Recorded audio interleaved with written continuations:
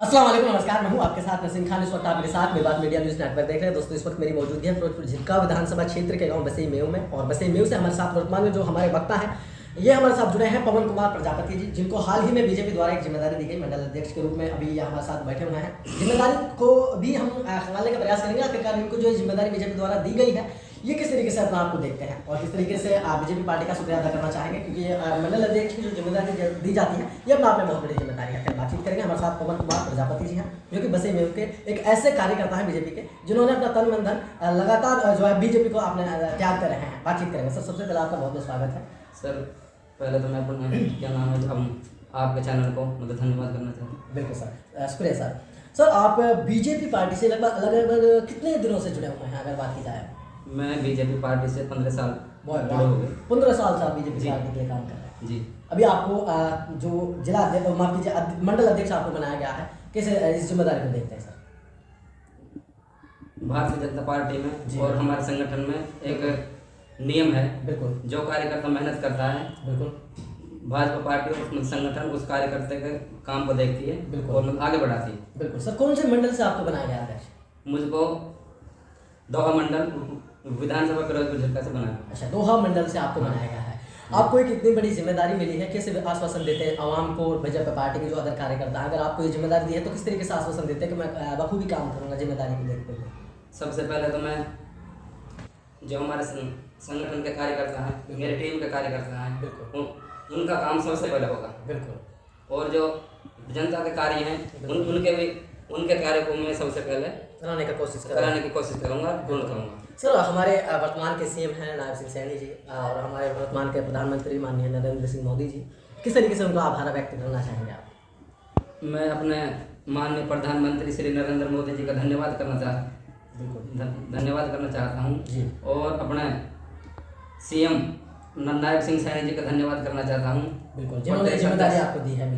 प्रदेश अध्यक्ष मोहनलाल बड़ौनी जी का धन्यवाद करना चाहता हूँ, जिन्होंने एक छोटे से कार्यकर्ता को ये बहुत बड़ी जिम्मेदारी दी है मंडल अध्यक्ष की। बिल्कुल जी। अध्यक्ष साहब, फिरोजपुर झिरका में आप कितने लोगों को यहाँ पर मतलब शामिल किया गया है अध्यक्ष, मंडल अध्यक्ष? फिरोजपुर झिरका में 2 को शामिल किया गया है। अच्छा। 3 को जी।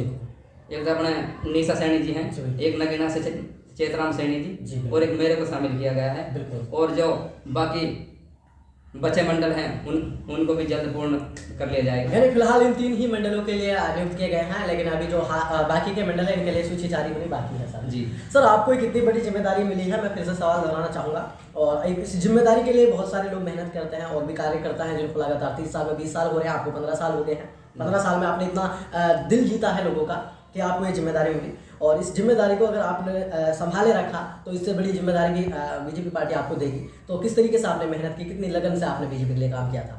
पहले तो मेरे पास शक्ति केंद्र प्रमुख की जिम्मेदारी थी। बिल्कुल। फिर उसके पास मुझको पार्टी ने मेरा काम देख के मंडल महामंत्री बनाया। बिल्कुल।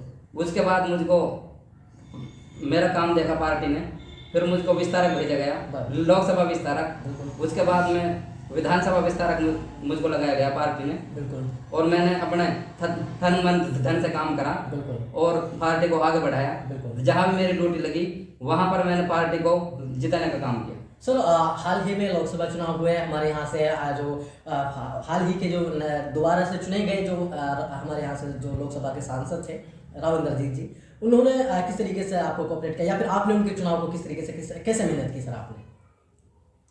उस टाइम मुझको विस्तारक लगाया हुआ था। बिल्कुल। मैं अपने केंद्रीय मंत्री बिल्कुल कृष्ण पाल गुर्जर जी के नेतृत्व में काम कर रहा। हाँ, मैंने काम किया था। मेरी ड्यूटी वहाँ पर मतलब फरीदाबाद लगी हुई थी। अच्छा सर, अभी लोकसभा के बाद फिर विधानसभा के चुनाव आए, हमारे यहाँ से जो बीजेपी के टिकट के दावेदार थे या फिर टिकट के जो प्रत्याशी रहे नसीम जी, उन्होंने ये तो एक वक्त था कि वो हार गए हैं, लेकिन आपने कितनी मेहनत की सर उसके? उस टाइम भी मैं पटौदी विधानसभा में मेरी विस्तारक मेरी पार्टी के लिए आप लीन थे? हाँ जी, पार्टी में व्यस्त था। पार्टी में मैं व्यस्त था। फिर भी मैंने बिल्कुल जो मेरे क्या नाम है गांव के लोग बिल्कुल थे, मेरे मतलब समाज के लोग थे, मैंने सबसे कहा बीजेपी पार्टी के लिए वोट करें। बिल्कुल। वो एक सबसे बड़ी पार्टी है। बिल्कुल। ये सर, हम लोग अच्छा सर, अभी बीजेपी पार्टी के लोग गलत समझते हैं। हमारे यहाँ के हम क्षेत्रीय निवासी हैं, हमारी मेवात के लोग जो हम बीजेपी को गलत समझते हैं, बोलते हैं कि ये पार्टी हमारी नहीं है, कांग्रेस को अपना पर्सनल पार्टी समझ करके वो लोग वोट करते हैं। बीजेपी पार्टी द्वारा हालांकि कई सारी स्कीमें चलाई गई हैं, जैसे कि पीएम किसान की योजना की जो 2-2 हज़ार रुपये की किस्त आती है, और भी कई सारी लाड़ों की स्कीम की महिलाओं के लिए अधिकतर स्कीमें चालू होती हैं, किसानों के लिए या फिर जमींदारों के लिए या फिर आम जन के लिए भी कई सारी स्कीमें लॉन्च कर रखी है सरकार ने। किस तरीके से आप लोगों को बताना चाहेंगे, सलाह देना चाहेंगे? भारतीय जनता पार्टी ने सबका साथ, सबका विकास, सबका विश्वास करके काम किया है। बिल्कुल। और मेवात के अंदर भारतीय जनता पार्टी ने जो अन्य पार्टी थी उनके सबसे ज़्यादा नौकरी भारतीय जनता पार्टी ने लगाने का काम किया है। बिना खर्ची बिना पर्ची के नौकरी दी है भारतीय जनता पार्टी ने। चलिए, अंत में क्या कहना चाहेंगे हमारे दर्शकों के लिए? मैं दर्शकों के लिए कहना चाहता हूँ, सबसे ज़्यादा वोट भारतीय जनता पार्टी को दें और यही एक मजबूत पार्टी है और देश को आगे बढ़ाने का काम करें। एक मिनट, अंत में अपनी तरफ से क्या मैसेज देना चाहेंगे? अंत में मैं एक तो बच्चों को मैसेज करना चाहता हूँ जी, बोर्ड की परीक्षा है, बिल्कुल उसमें अपने मेहनत से पढ़ाई करें, इलाके का नाम रोशन करें, जिससे बच्चे, माता पिता और गांव के लोगों का नाम रोशन हो सकेगा। सर, नशा मुक्ति केंद्र एक अभियान चल रहा है मेवात में, क्या कहेंगे? नशा मुक्ति केंद्र एक तो क्या नाम है, जो क्या लोग हैं बिल्कुल उनको जागरूक होना पड़ेगा, बिल्कुल, और इसके खिलाफ सख्ती से कार्रवाई करनी पड़ेगी लोगों को। पुलिस प्रशासन कार्रवाई कर रही है, बिल्कुल। अगर कोई नशा करता है तो सूचना दें पुलिस, सूचना दें पुलिस को, बिल्कुल। पुलिस भी लगी हुई है इसी काम में, बिल्कुल, और धरपकड़ चल रही है लगातार। चलिए सर, अभी आने वाले 2-4 दिनों के बाद हमारे यहाँ के जो कानून है, हमारे जो भारत का संविधान है, ये इसका गठन हुआ था और अभी 26 जनवरी को हम उसका सेलिब्रेशन करते हैं, गणतंत्र दिवस के रूप में उनको मनाते हैं। किस तरीके से आवाम को बधाई देंगे सर? बाबा अम्बेडकर, मैं पूरी जनता को बधाई देना चाहता हूँ कि 26 जनवरी को अपना एक त्योहार के रूप में मनाएं। बिल्कुल, सभी स्कूलों में, कॉलेजों में, जितने भी मतलब संस्थान हैं सरकारी, उसमें और घर पे अपना झंडा लगाएं और इसको एक बड़ा प्रोग्राम करके इसको बनाने का काम करें। चलिए, शुक्रिया, धन्यवाद सर। तो दोस्तों, ये थे हमारे साथ पवन कुमार प्रजापति जी, जिन्होंने हाल ही में एक जिम्मेदारी को सरकार द्वारा यानी बीजेपी पार्टी द्वारा इनको एक जिम्मेदारी सौंपी थी मंडल अध्यक्ष के रूप में।